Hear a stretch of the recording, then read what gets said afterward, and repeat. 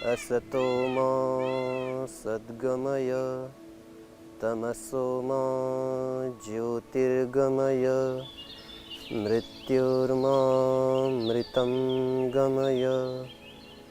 ओम शांति शांति शांति। मैं स्वामी आदिदेव पतंजलि योगपीठ हरिद्वार से India TV के साथ आप सभी का स्वागत करता हूँ, अभिनंदन करता हूँ। आप आज हमारे द्वारा व्यक्त किए जाने वाला जो योग की विधाओं के अनेक प्रकार को जानते हैं, समझते हैं, उनके प्रयोग अनुप्रयोग लाभ हानि सभी प्रकार से आप परिचित हैं।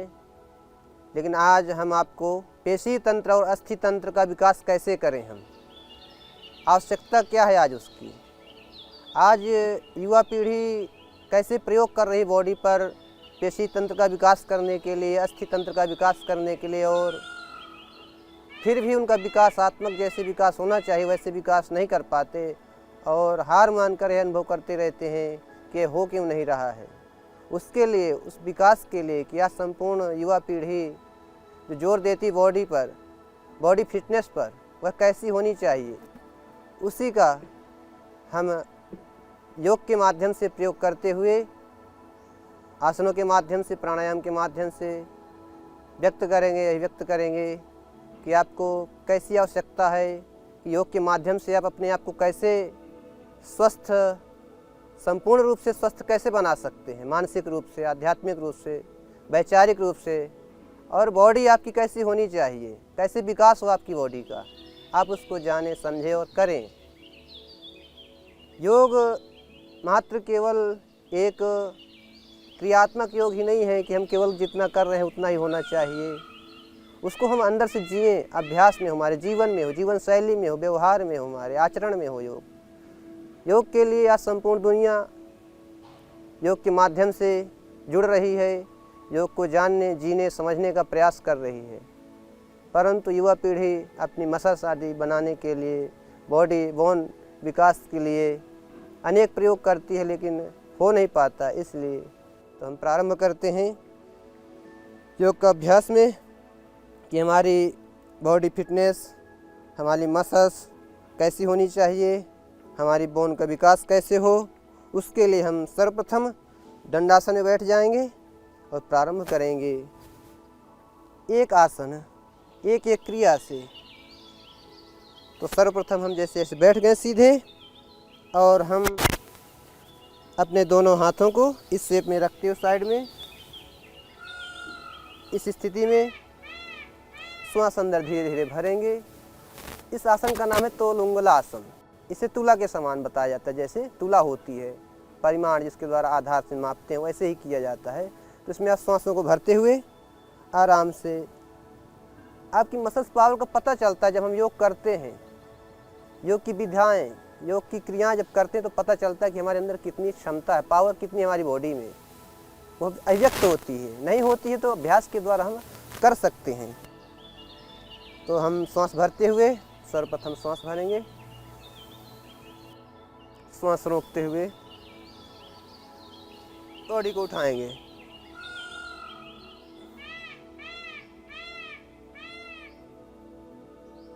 इसमें आप कुछ देर के लिए रह सकते हैं, ठहर सकते हैं, जिससे हमारा पेशी तंत्र, हमारी अस्थियां मजबूत होंगी। इस स्थिति में ये बॉडी को शेप देता है, जिससे हम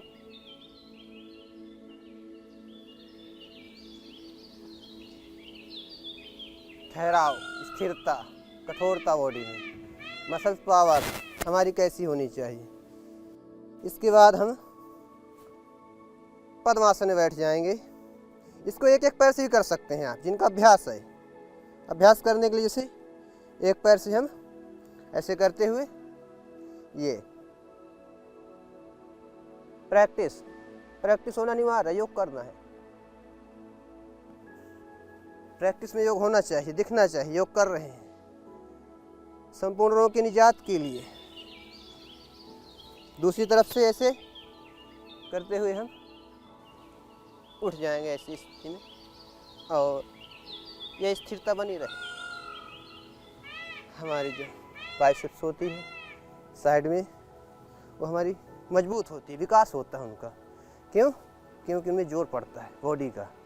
तो ऐसे अभ्यास। इसके पश्चात पद्मासन में बैठेंगे। पद्मासन के लिए बायां पैर दाएं थाई के ऊपर इस स्थिति में, और दूसरा पैर ये ऐसे इस स्थिति में आते हुए, यह दूसरा अभ्यास हमारा उत्थित पद्मासन का। हमारा अस्थितंत्र, पेशी तंत्र विकास हो।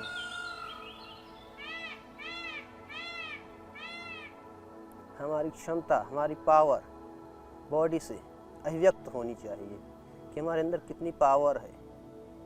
क्या हम कर सकते हैं ऐसा? बिल्कुल कर सकते हैं। ऐसा मत मानिए कि हम नहीं कर सकते, कर सकते हैं। योग से सब कुछ संभव है, योगाभ्यास से। क्यों? क्योंकि यह कहा गया योग दर्शन व्यास भाष्य में, योगेन योगो ज्ञातव्यो योगो योगात् प्रवर्तते यो प्रमत्तस्तु योगेन सा योगे रमते चिरम। योग के द्वारा योग को जाना जा सकता है, अर्थात अपनी शक्तियों को। श्वास भरते हुए हम दोनों हाथ साइड से इस शेप में रखते हुए और सीधे ऐसे श्वास अंदर लेते हुए ऊपर की ओर उठेंगे। इससे हमारी संपूर्ण बॉडी एक्टिवेट होती है। एक एक सेल, ऑर्गन्स, हार्मोन्स एक्टिवेट होते हैं हमारे, और हम अपने संपूर्ण एनर्जी को एक्टिवेट करने में सक्षम हो पाते हैं। कि हमारी एनर्जी कैसे एक्टिवेट हो, हमारी मसल्स कैसी जो सक्रिय हों, अस्थि क्षमता हमारी कैसी जो है अभिव्यक्त हो, वह हमें दिखनी चाहिए। अगले आसन की स्थिति में हम आएंगे, एक पाद गालव आसन। इसे कहते हैं एक पाद गालव आसन। इसमें हम सर्वप्रथम इस स्थिति में बैठ जाएंगे और दाहिना पैर ऐसे रखते हुए हम इस स्थिति में एक पाद गालव आसन। इसमें हमारे जो बॉडी के दोनों हाथों पर पड़ता है, जिससे हमारे हाथ की पेशी तंत्र मजबूत होती है और विकास होता है उनका। ये आज के युवाओं के लिए परम आवश्यक है, जिसके माध्यम से अपनी बॉडी का संपूर्ण विकास कर सकते हैं। इस स्थिति में आते हुए श्वास को अंदर लेते हुए सर्वप्रथम हम धीरे धीरे पीछे की ओर झुकेंगे, सामने की ओर झुकेंगे, और पैर हमारा, नीचे वाला पैर हमारा सीधा हो जाएगा। यह होता है, इसका नाम है एक पाद गालव आसन। गालव ऋषि हुए हैं, उनके माध्यम से यह नाम रखा गया है। और श्वास अंदर भरे हम।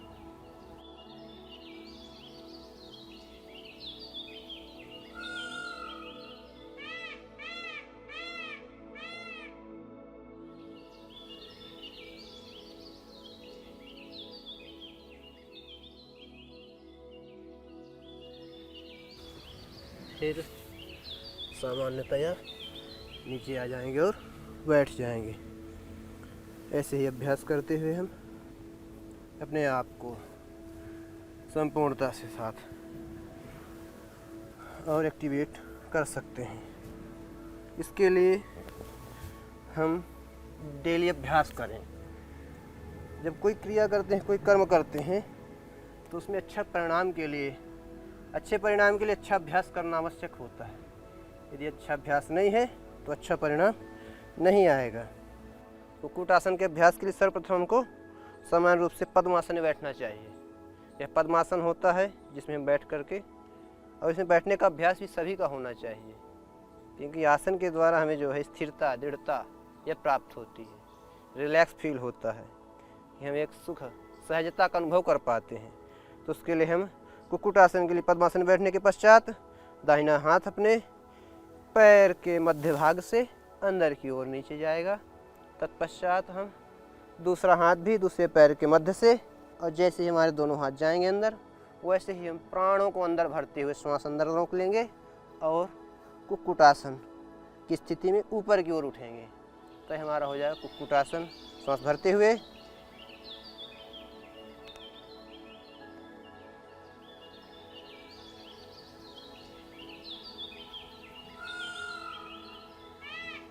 ऐसे कुछ देर के पश्चात हम नीचे आ जाएंगे और पुनः वापस स्थिति में आएंगे।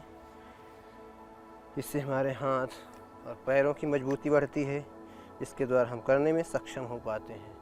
अब हम करेंगे उत्तान कुक्कुटासन। इसकी सेकंड पोज है। उत्तान कुक्कुटासन की स्थिति में हम सामान्यतया सामान्य रूप से स्थिति में बैठ जाएंगे। इस स्थिति में रहते हुए ऐसे इस स्थिति में आ जाएंगे और तत्पश्चात अपनी बॉडी को अच्छी और मजबूत शेप देने के लिए, जिससे कि हमारी बॉडी मजबूत रहे, हमारी एक एक हड्डी, अस्थि तंत्र, हमारा पेशी तंत्र मजबूत रहे। क्योंकि हम अक्सर कोई कार्य करते हैं, किसी निमित्त से हमें थकावट महसूस होती है। क्यों होती है? क्योंकि हमारा पेशी तंत्र कमज़ोर है, इसलिए हम थकावट महसूस करते हैं। उसी की मजबूती के लिए, उसी के विकास के लिए हम आसनों का अभ्यास कर रहे हैं। तो उत्तान कुक्कुटासन में ऐसे इस स्थिति में आने के पश्चात सांसों को अंदर भरते हुए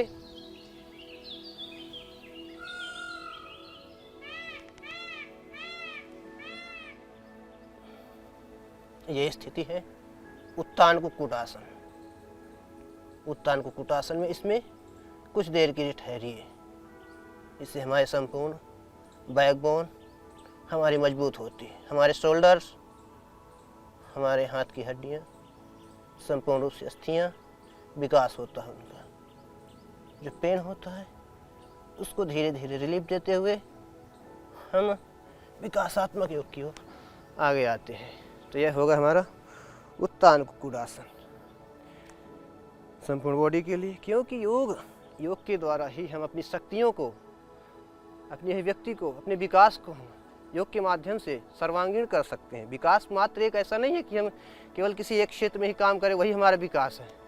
योग के माध्यम से सर्वांगीण विकास कहा गया है। योग के माध्यम से कि व्यक्ति अपने संपूर्ण शक्तियों को अभिव्यक्त कर सकता है। योग के द्वारा हम चिरकाल तक अपनी शक्तियों को अभिव्यक्त कर सकते हैं, चिरकाल तक योग स्वरूप में जी सकते हैं। कोई समय सीमा नहीं है। इसलिए योग का अभ्यास करने के पश्चात अगला आसन हम करेंगे कुक्कुटासन का तृतीय अभ्यास। इसमें हम ऐसे आते हुए इस स्थिति में और सामान्य रूप से ऐसी स्थिति बनाएंगे।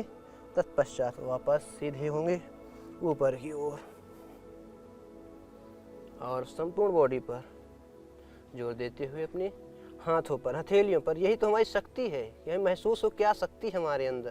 तो उसके लिए हमें पता होना चाहिए कि हमारे हाथों में कितना जोर है कि हम अपनी बॉडी को उठा सकते हैं। इतनी क्षमता होनी चाहिए अपनी बाजुओं पर, अपनी कलाओं पर, अपनी पेशियों पर। इससे पता चलता है। तो सर्वप्रथम श्वास भरते हुए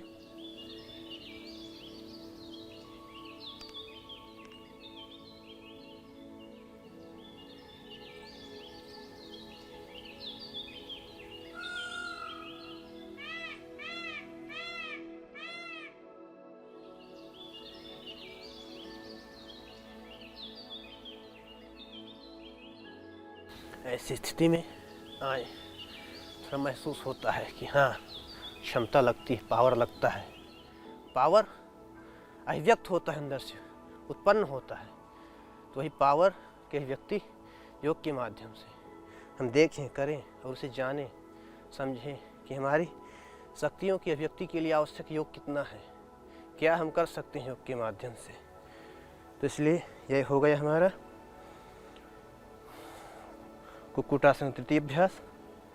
अब हम जैसे एक आसन करते हैं उसी के अभ्यास के पश्चात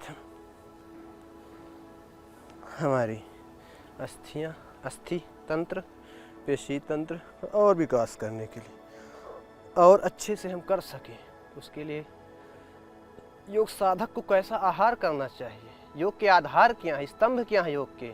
तो आयुर्वेद में महर्षि कहते हैं धी धृति स्मृति विभ्रष्टः कर्म यत् कुरुते शुभम प्रज्ञापराधम तम विद्यात् सर्व दोष प्रकोपणम। सर्व दोषों की जड़ क्या है? प्रज्ञापराध बताया। धी धृति स्मृति जब हमारी भ्रष्ट हो जाती है, अर्थात हम सही से कार्य नहीं कर पाते, उसके माध्यम से हमारे शरीर में व्याधियाँ उत्पन्न होती हैं। सर्व रोग की जड़ प्रज्ञापराध कहा, तम प्रज्ञापराध विद्यात् कहा। वह प्रज्ञापराध होता है। जब प्रज्ञापराध बढ़ जाता है उसके माध्यम से अनेक रोगों की उत्पत्ति होती है। तो हम अगले आसन के अभ्यास में हम बॉडी को शेप देते हुए दोनों हाथ इस शेप में रखें, क्योंकि हम हाथ ऐसे रखेंगे तो हम उठ नहीं पाएंगे, क्योंकि हाथ हमारे सीधे हो जाएंगे तो उठने में समस्या होगी। इसलिए हाथ ऐसे रखें, इस पोज में रखते हुए हाथ ऐसे, श्वास भरिए अंदर और श्वास भर करके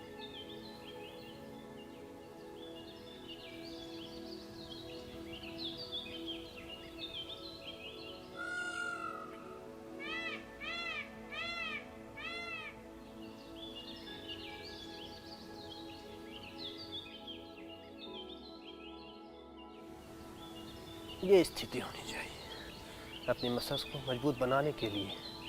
तो हम अभ्यास एक और आसन का करते हैं जो हमारी मसल्स, हमारी बॉडी, हमारी अस्थि तंत्र, पेशी तंत्र को मजबूत बनाए, जिससे हम बैलेंस बना सकें, हमारे अस्तित्व में, व्यवहार में, हमारे शरीर में बैलेंस हो। उसके लिए हम अभ्यास करते हैं वृक्ष आसन का अभ्यास। तो सर्वप्रथम हम इस स्थिति में आ जाएंगे और दोनों हाथों को इस स्थिति में रखते हुए, कैसे इसको चेंज भी कर सकते हैं, हम इस स्थिति में भी कर सकते हैं, और इस स्थिति में बैठते हुए ऐसे सांसों को अंदर लेते हुए बैलेंस बनाने के लिए हम सर्वप्रथम धीरे धीरे उठते हुए अभ्यास करें।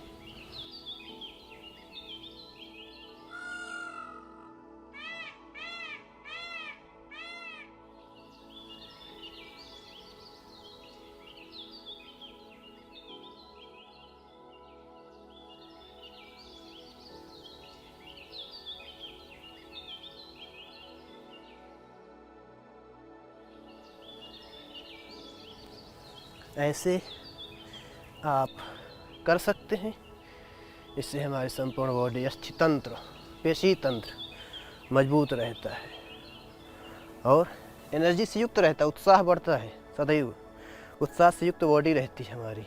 योग प्रत्येक प्राणी को करना चाहिए, स्वस्थ हो, अस्वस्थ हो, युवा हो, वृद्ध हो, जरा आदि से युक्त हो, कोई भी हो, योग करना अवश्य है, परम आवश्यक है। इसलिए योग की उपयोगिता हम जानें, समझें और करें। हमारे अस्तित्व का लक्षण हो योग। इस प्रकार हम अपने आप को सहज अवस्था से प्राप्त करते हुए ओंकार नाद के साथ युक्त करते हैं। ओम।